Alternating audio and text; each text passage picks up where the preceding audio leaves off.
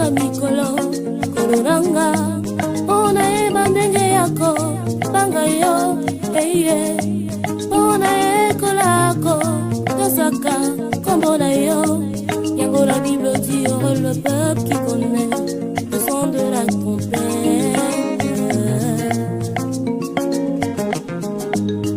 Lakisanga ndinga kotanga mikolo kolonanga ona eba ndenge yako banga yo eye ona ekolako tosaka kombo na yo yango la Bible dit heureux le peuple qui connaît le son de la trompette.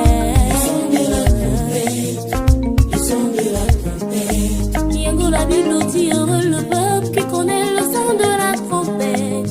Yango na lindo la kisanga ona ekola kulinga kaya molili etondi mokili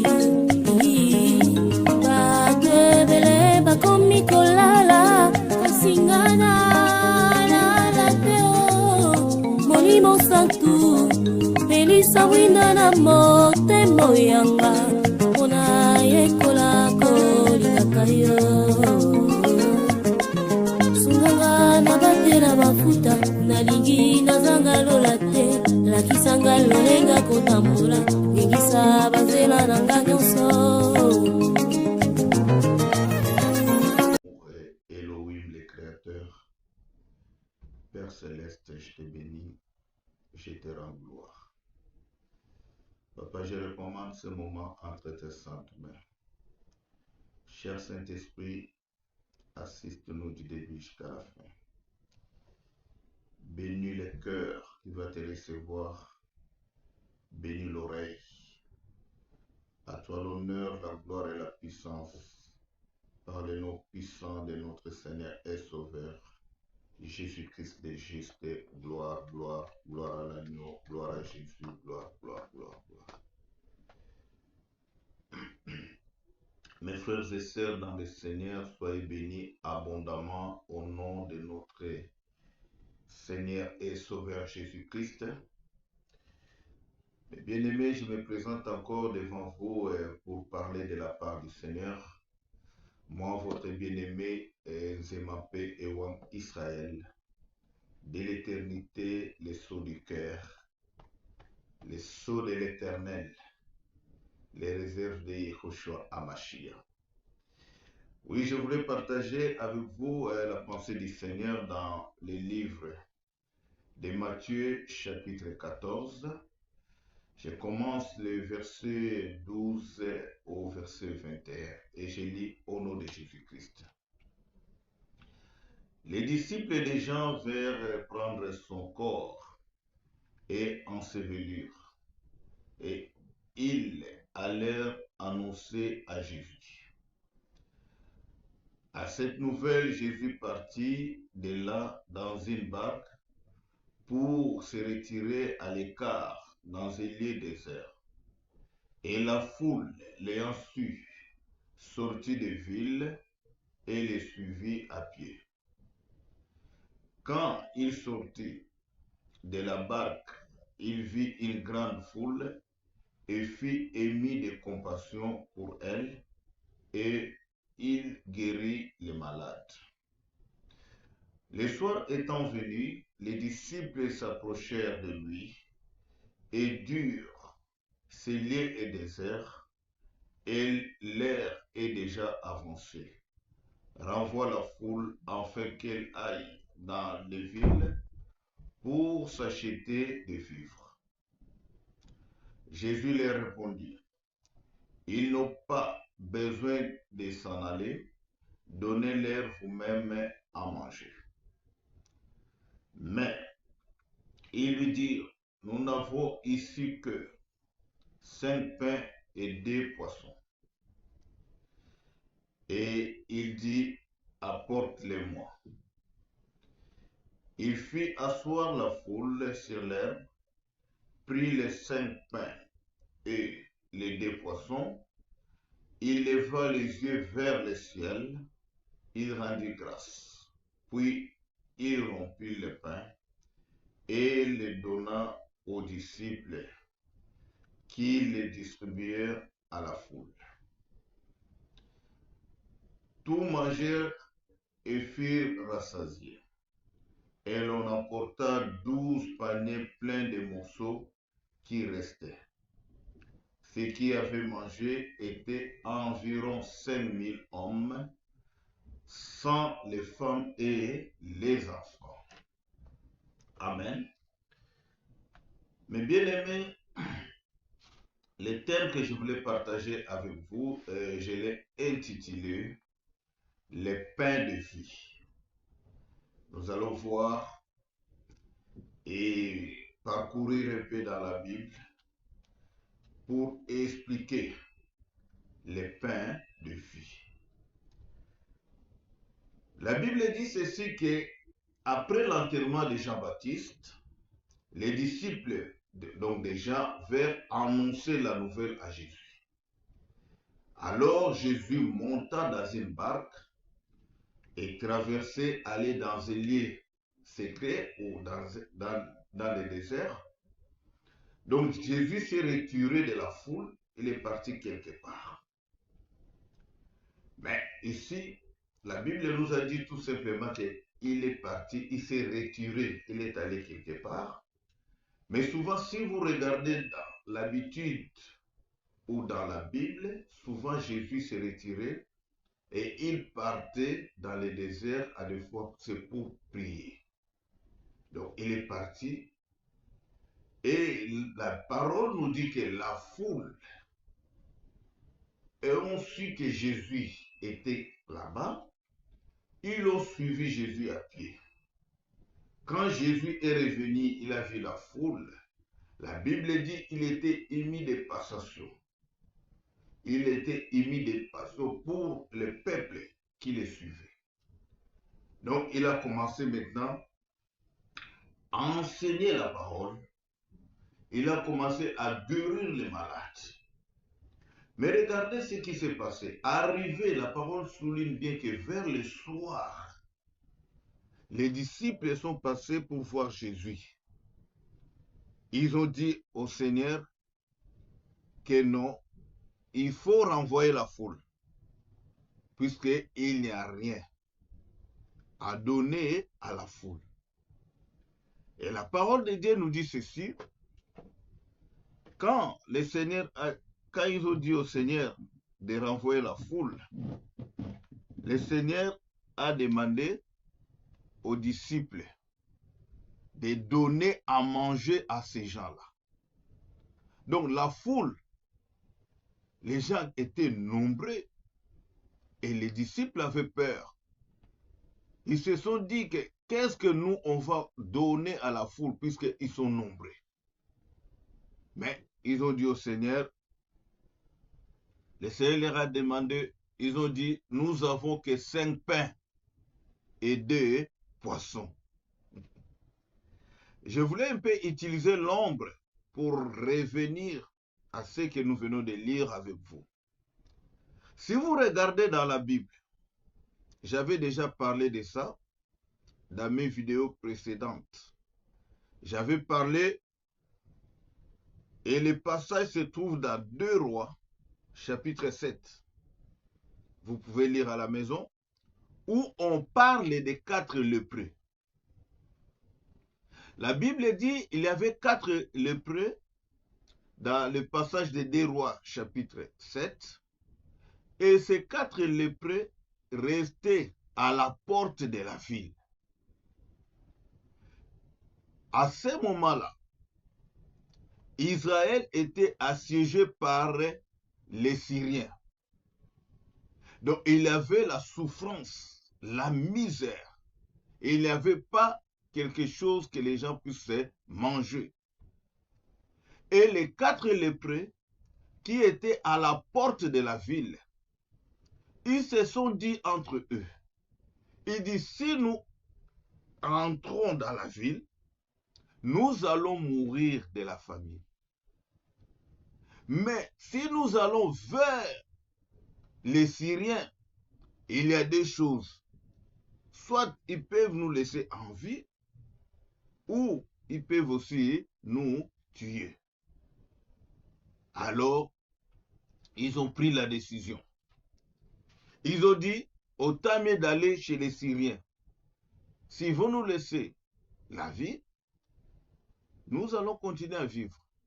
S'ils vont nous tuer, ce n'est pas grave, puisque quand nous allons rentrer dans la ville avec la famine, nous, en tant que les lépreux, on n'a pas même droit d'habiter avec les autres. Nous allons faire quoi? Aussi mourir.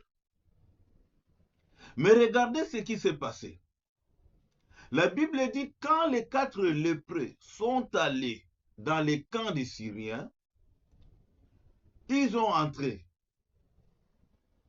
dans l'un des cabanes des Syriens. Ils ont trouvé à manger. Ils ont d'abord commencé à manger. Et ils étaient partis là-bas quand? La Bible dit au crépuscule. Or, parler de ça, c'est la transition, c'est l'intermédiaire entre la journée et la nuit. Donc, ils sont partis à cette heure-là. Mais ils ont trouvé personne. Ils ont commencé à manger, à manger, à manger. Mais ils ont pris l'or, ils ont pris les habits, ils ont pris aussi quoi? L'argent. Ils sont partis cacher ça quelque part. Ils ont retourné. Ils ont pris les butins. Ils ont caché quelque part. La parole nous dit que ils se sont dit entre eux que nous avons mal agi. Ce jour ici, nous agissons mal et ce jour est un jour de bonnes nouvelles. Ce jour, c'est un jour de bonnes nouvelles. Et ils sont partis où?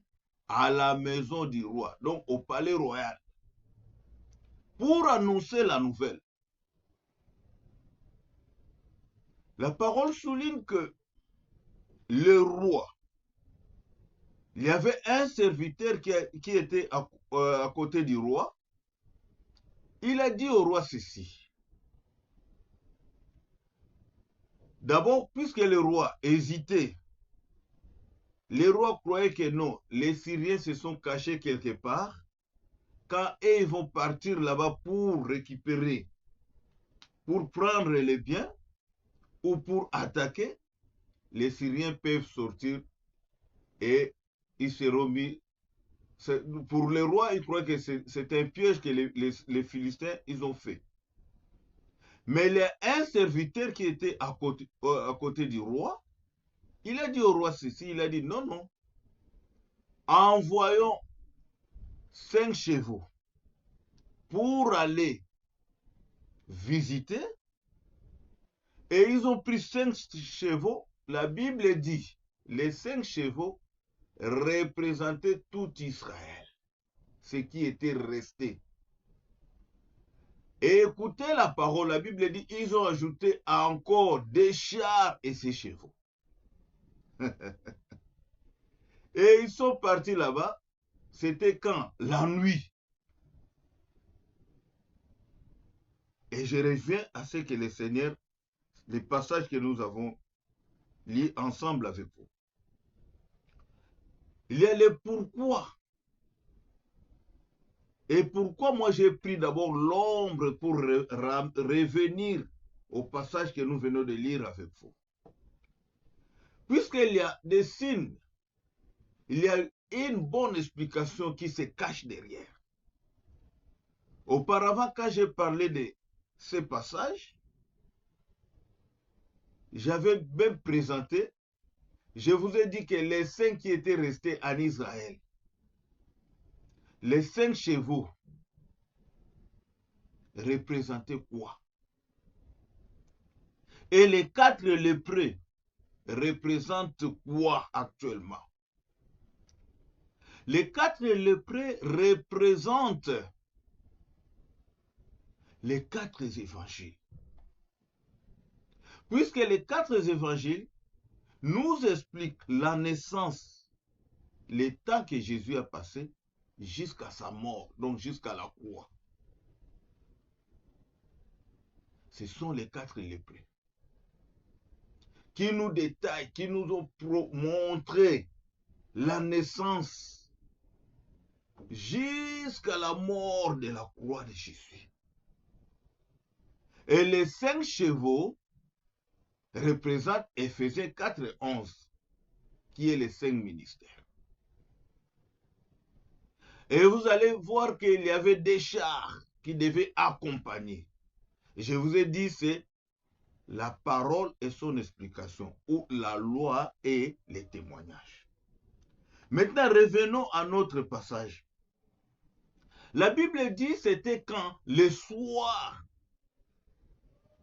que les disciples, ils ont demandé au Seigneur de renvoyer la foule. Mais le Seigneur a dit non.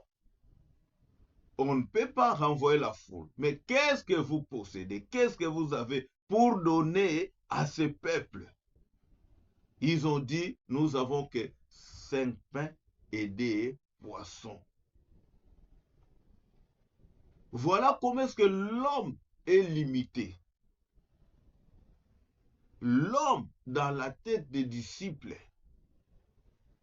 les apôtres, ils pensaient que c'était impossible pour nourrir la foule, puisque la Bible dit, ils ont compté, il y avait au moins 5000 hommes, sans compter les femmes et les enfants. Tout ça, c'est symbolique. Mais pourquoi d'abord, pendant la journée, la Bible dit que c'est vers le soir que les disciples ils ont dit non, c'est lié et désert, il faut renvoyer la foule. Je commence à prendre maintenant les témoins. Je prends les témoins, je commence dans les livres de Marc chapitre 14, je prends les versets 17 et les versets 22. Je lis au nom de Jésus. Le soir étant venu, il arriva avec les 12. Il c'est qui? C'est le Seigneur Jésus.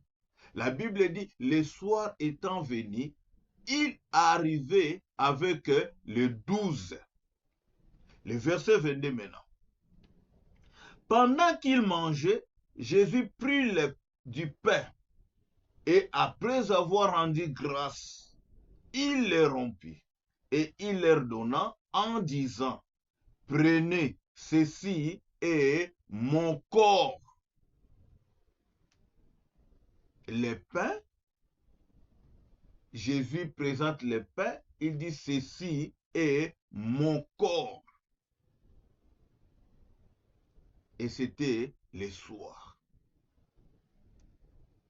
Le soir encore, les disciples demandent de renvoyer la foule. Le Seigneur demande aux disciples de nourrir la foule. Et il présente devant le Seigneur combien? 5 pains.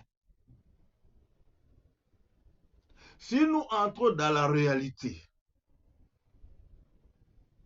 le pourquoi est là. Pourquoi ils n'ont pas présenté 4 pains? Seulement 5 pains.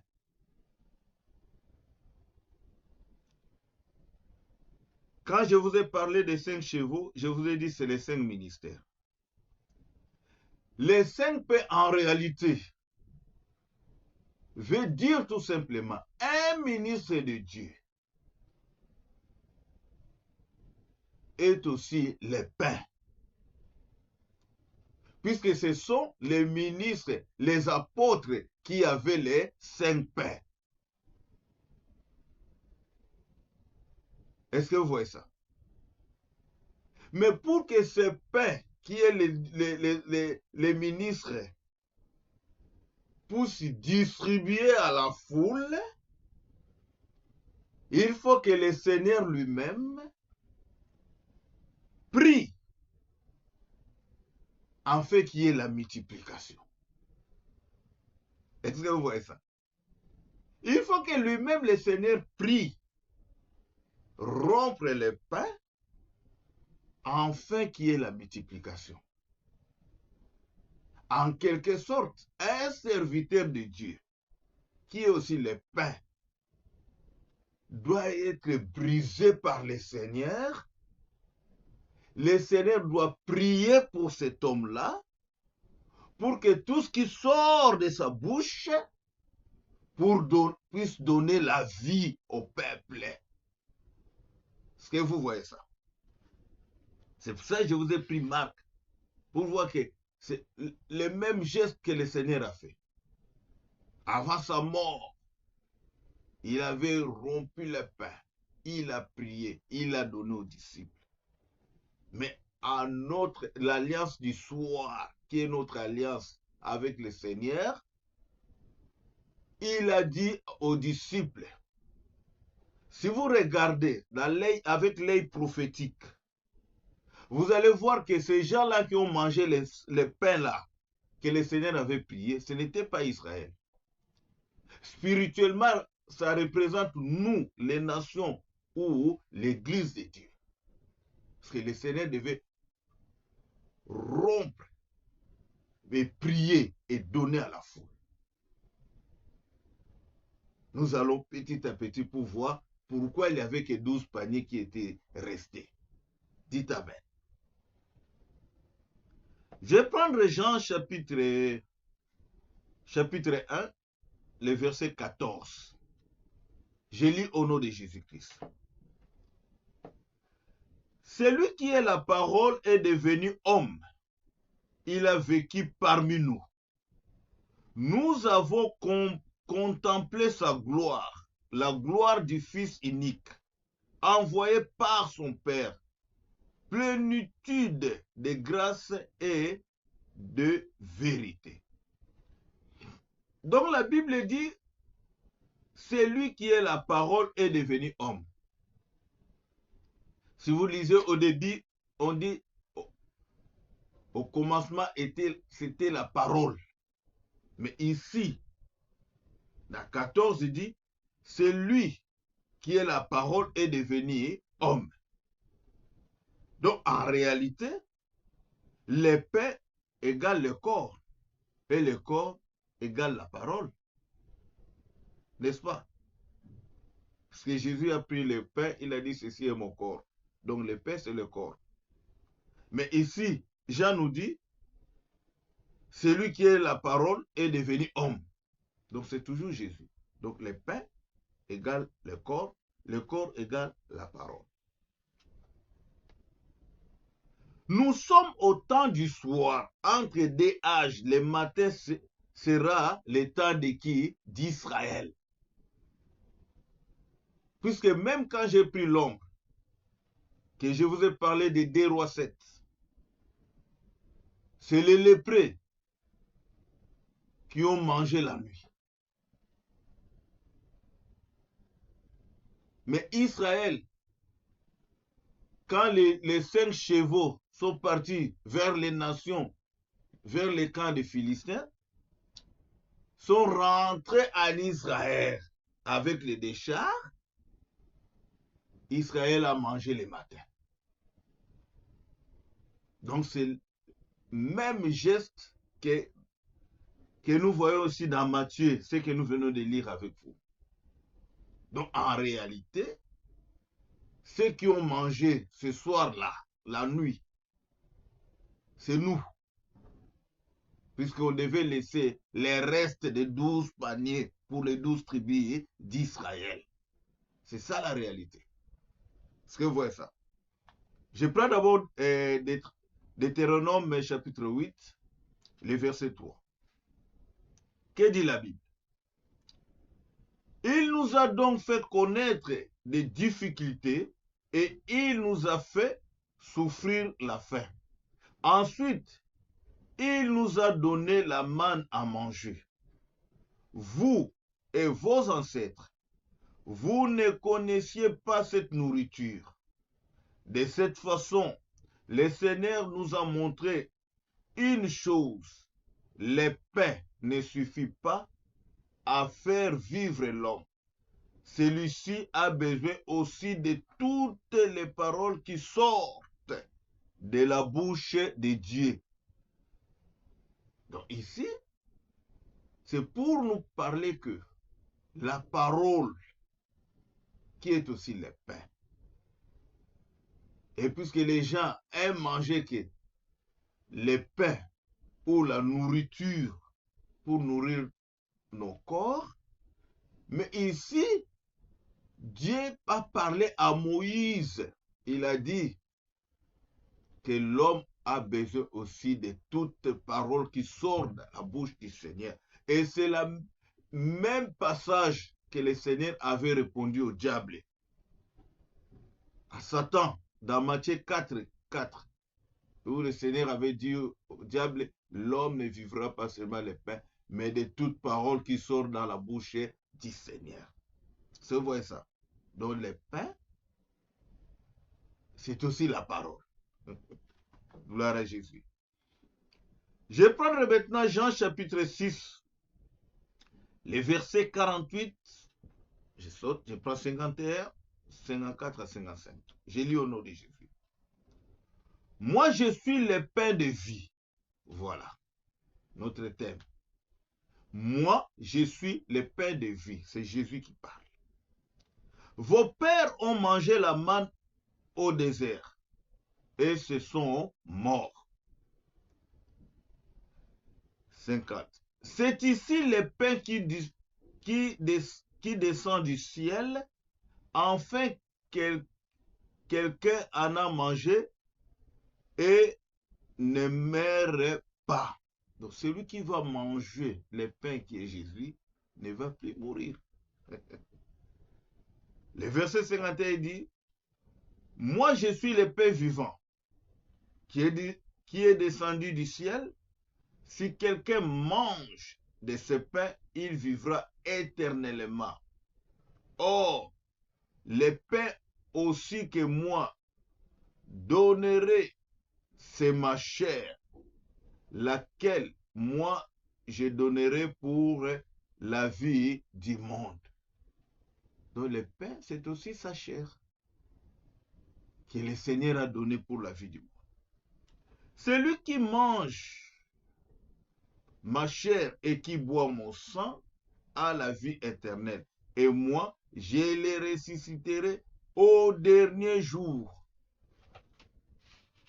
Toi qui cherches la vie éternelle, la vie éternelle, c'est ceux qui mangent la chair de Jésus.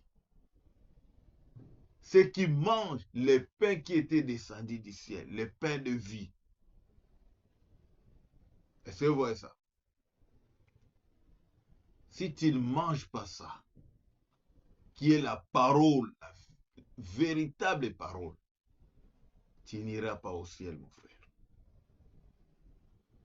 Je vais prendre Paul, 1 Corinthiens chapitre 10, verset 4. Et ils ont tous bu la même boisson spirituelle. En effet, ils ont bu à un rocher spirituel qui les suivait. Et ce rocher, c'était le Christ. Paul dit, l'eau qu'ils ont bu là, que Moïse avait frappé sur le rocher, c'était le Christ. C'était le Christ. Mais la foule que le Seigneur avait demandé de s'asseoir à l'herbe, je vous ai dit, actuellement c'est nous. Nous sommes en train de manger.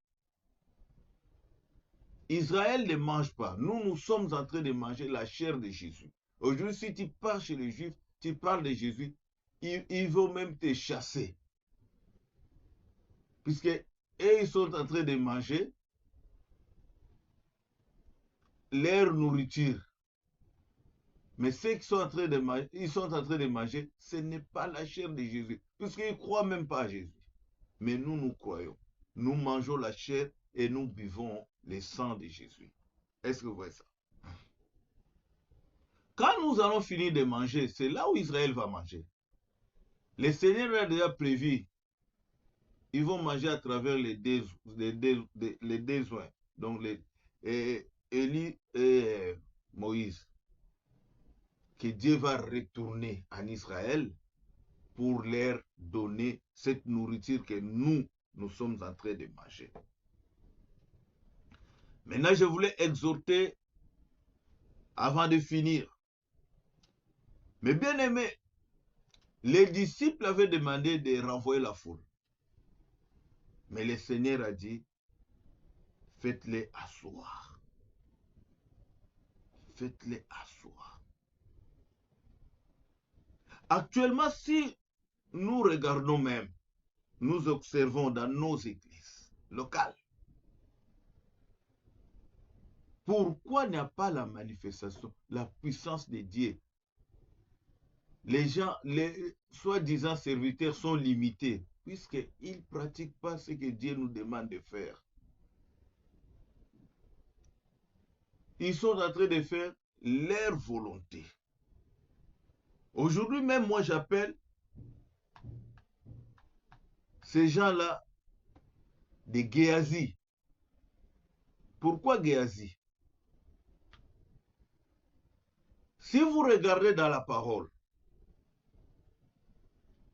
les rencontres d'Élie et Élisée, la Bible dit que Élisée était dans les champs, en train de labourer les champs, avec 12 paires de bœufs. Mais quand Élie a vu Élisée, la première des choses, Élie a pris son manteau, il l'a jeté à Élisée. Il a eu la transmission. Et Élisée est venu vers Élie. Il a commencé à suivre Élie. Jusqu'à ce qu'il a demandé à Élie, permets-moi d'aller dire au revoir. Donc, à sa famille.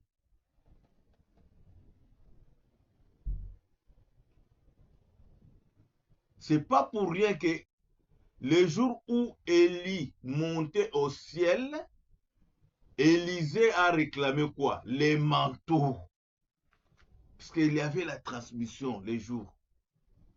Est-ce que vous pouvez me montrer les passages, les rencontres d'Élisée et Géasi? Aujourd'hui, il y a des serviteurs fabriqués même. Quelqu'un comme il s'exprime bien, il sait lire et écrire, il n'a rien à faire, il ne trouve pas de boulot, il va créer, ouvrir sa boutique qu'on appelle communément église. Il vient, excusez-moi, avec son garçon de course ou les petits qui étaient avec lui dans ce monde-là. Il va mettre la main, oui, toi tu es évangéliste. Ils vont commencer à amener le feu étranger à l'église, puisqu'ils ne sont pas mandatés par Dieu. Il y a même ceux qui pensent que du fait de mettre la main ou consécration, c'est là où les gens deviennent des serviteurs. Non. Il y a des serviteurs comme Jean-Baptiste. Il y a des serviteurs comme Jérémie. Mettre la main, ça ne te fait pas serviteur. C'est une reconnaissance. Les disciples avaient le pain.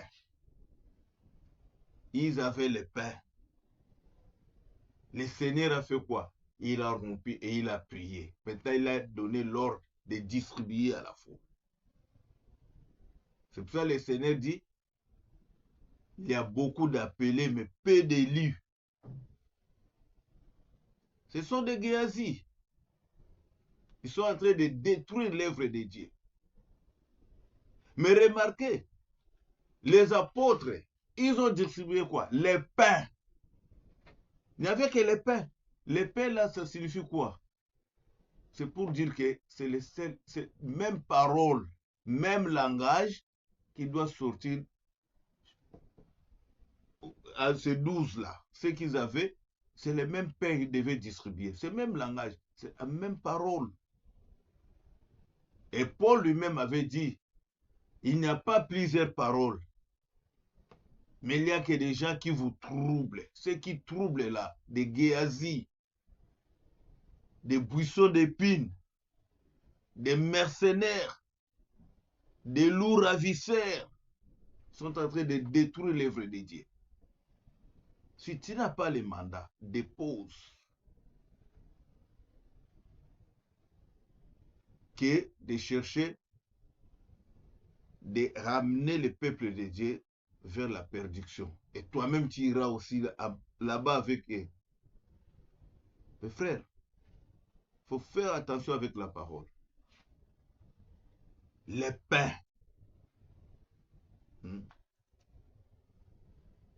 Les pains. Cette même parole doit sortir de votre bouche. C'est pour ça que Jacques dira que la même bouche ne peut pas sortir l'eau douce et l'eau amère. Est-ce que vous voyez ça? C'est ça, mes bien-aimés. Donc, le pain de vie, c'est la parole. C'est le corps de Jésus. Quand on est en train de prêcher, c'est présenter le corps, le pain qui est la parole de Dieu.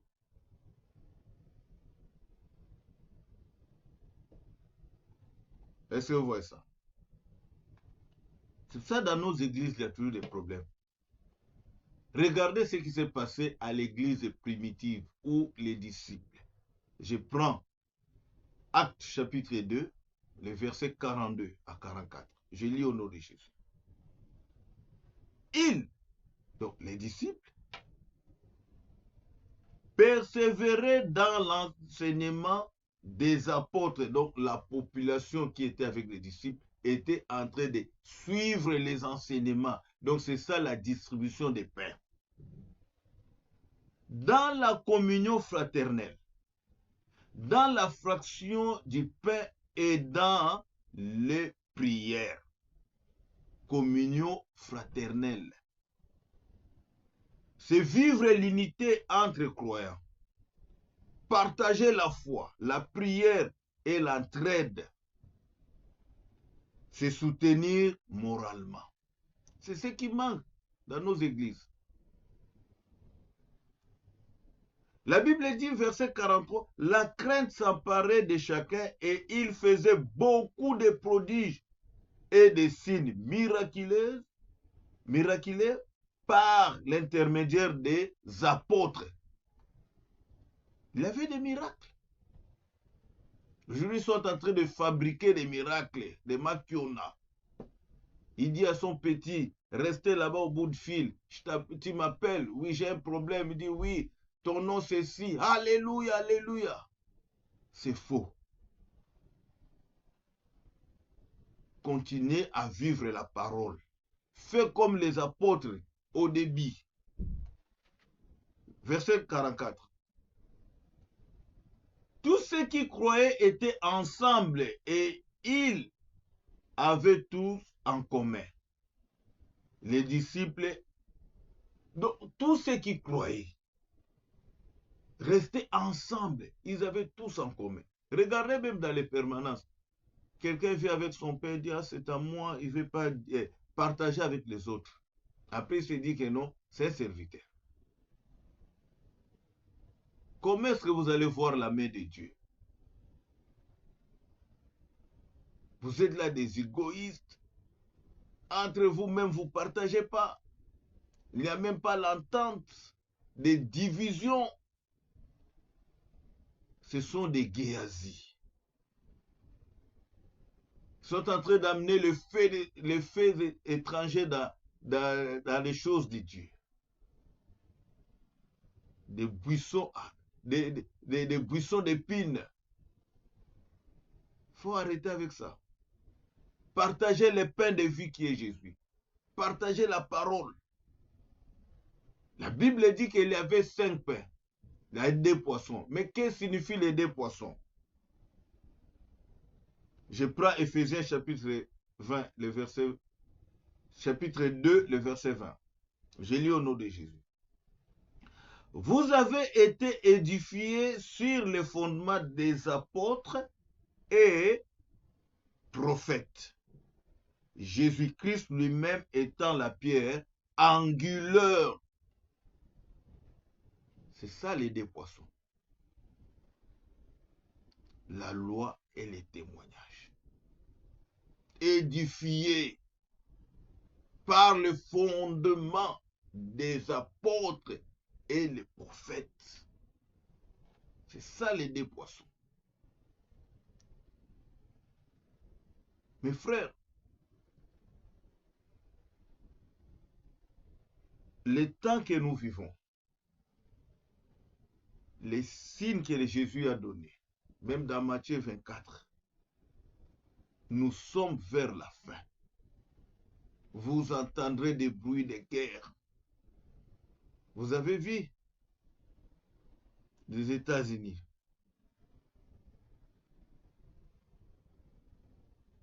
En train de bombarder l'Irak, la Russie et l'Ukraine. Vous allez des bruits de guerre. Ce sera que le début.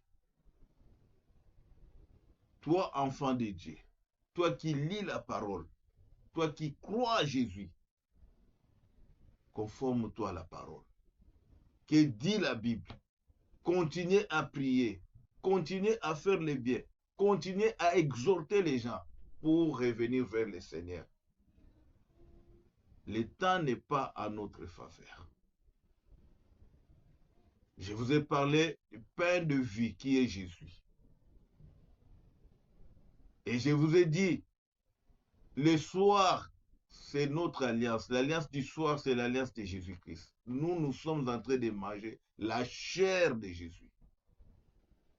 Nous sommes en train de manger le pain qui est la chair de Jésus, qui est aussi la parole, la véritable parole de Dieu. Il ne faut pas prendre des paroles. Tout le temps, on vous dit qu'il y a les mêmes choses. Venez, et vous êtes liés. Oh. La Bible dit, tous ceux qui sont à Christ sont devenus de nouvelles créatures. Les choses anciennes sont passées et voici toutes choses sont devenues nouvelles. Tu es dans le Seigneur. Tu es toujours lié. Pendant 4 ans, on te parle de quoi? Des hôtels. Ils sont en train de faire sortir même des poissons. Ça, c'est la magie. Ce n'est plus la parole. Amen. C'est ce que je voulais partager avec vous, mes frères et sœurs. Comme je vous ai toujours demandé, priez pour nous. Abonnez-vous, s'il vous plaît. Essayez de partager nos vidéos, même à 3-4 personnes. Likez nos vidéos. Tout le temps, on vous demande, si vous faites ça, vous êtes en train de contribuer à l'œuvre du Seigneur. Vous êtes en train d'évangéliser aussi ceux qui sont encore bloqués. Si on regarde des vidéos sur TikTok, les gens sont en train de dire des choses inutiles. Vous voyez, il y a beaucoup de vues, il y a des likes. Mais pour les choses de Dieu, nous-mêmes les chrétiens, nous sommes incapables pour partager les vidéos, donner aussi aux autres la possibilité d'écouter la parole. Vraiment, c'est ce que je voulais partager avec vous. Il y a un numéro de téléphone, ceux qui ont des problèmes, qui veulent être assistés par des conseils, des prières, nous sommes là, nous sommes disponibles. C'est l'œuvre de Dieu. On est là pour servir le Seigneur. Vraiment que le Seigneur vous bénisse. Ceux qui ont des problèmes, que le Seigneur vous donne la solution. Ceux qui sont malades, qu'ils reçoivent la guérison au nom de Jésus. Soyez bénis abondamment au nom précieux de notre Seigneur et Sauveur, Jésus-Christ. Amen.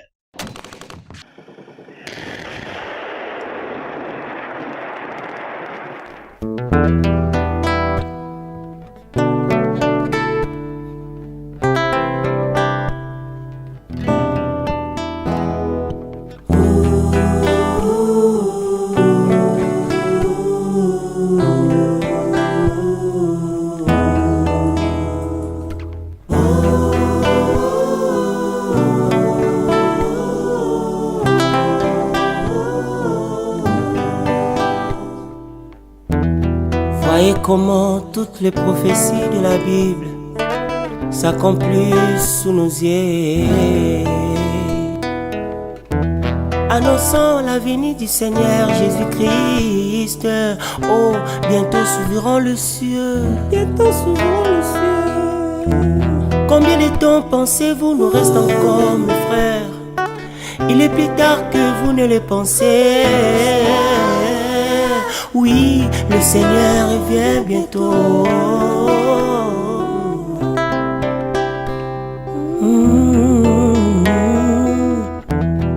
Des signes déployés dans le ciel, sur la terre et partout, proclamant qu'il n'y a plus de temps. Répandez-vous ou vous mourrez.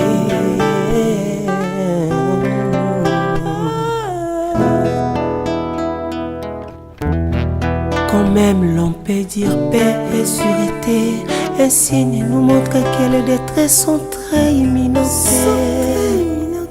Qu'attendez-vous, venez à Dieu.